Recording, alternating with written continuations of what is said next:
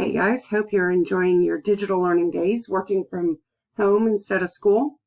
Yesterday we talked about checking conditions for testing claims about means. We calculated the test statistic and the p-value and performed a significance test. Today we're going to, our learning target is to describe the shape, center, and variability of the sampling distribution of the difference of means. So here we're going to have two independent samples, so that is a difference of means as opposed to mu diff. And we talked about that last time, and we'll talk about that again as we go forward. It's going to come back up again. So last year, in this fictional scenario, because my scores were better than this, guys, Etowah High School had 30 students take the AP Statistics exam. We were informed later that the College Board gave two forms of the exam, which were randomly assigned to the students. Here are the results. So we had Form A, which had a mean of 2, and we had B that had a mean of 4.0. All right, so we had 4.2, 4.0, and the difference of the means of these two independent random samples is 4.2 minus 4.0 equals 0.2. So, assuming the two forms are the same difficulty, such that if Doug scored a 5 on Form A, he would also score a 5 on Form B. In other words, Doug is a 5 no matter which form he takes. That's our assumption, that there's no differences between the forms. Now, I did this for you. I kind of simulated it all. And in my simulation, I got a 3.95 for the mean, and a 4.25 for B, and so their difference is negative 0.30.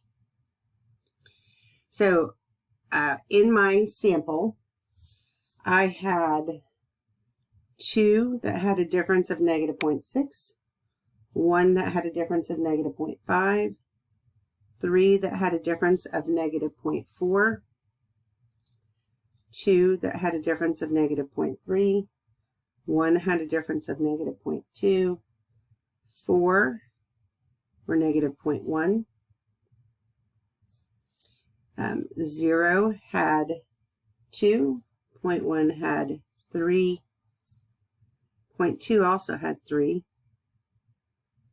0.3 had 1, 0.4 had 3,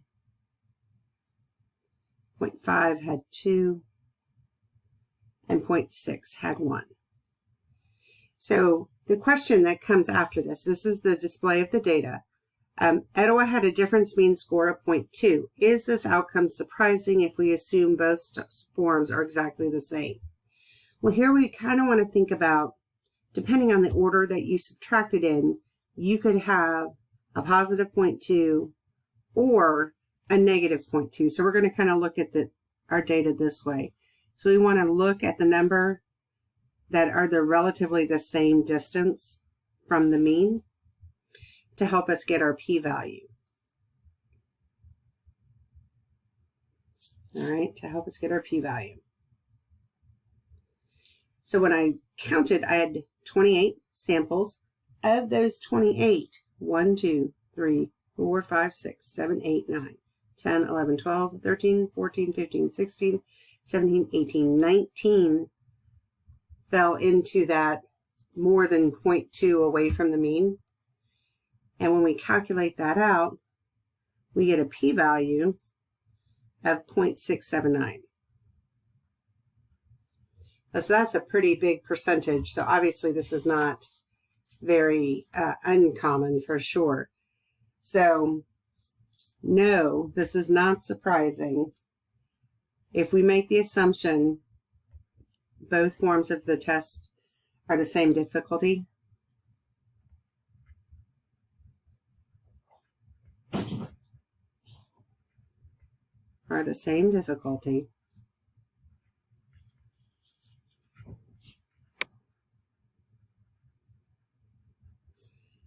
there is a 0.679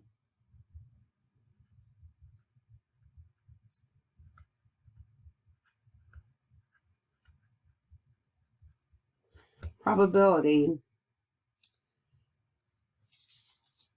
of getting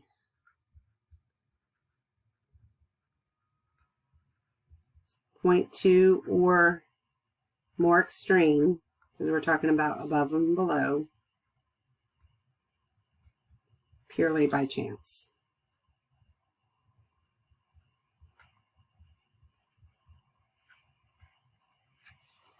Okay, so this is not surprising because assuming that the both forms of the exam are the same, that would be our null hypothesis.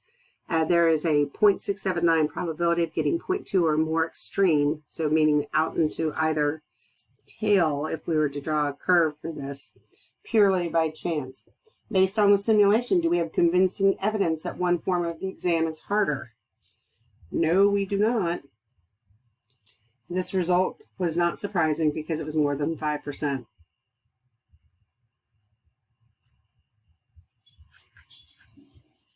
Not surprising.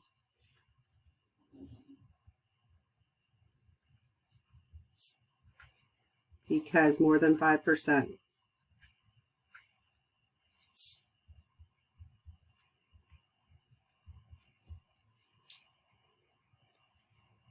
Were 0.2 or more extreme.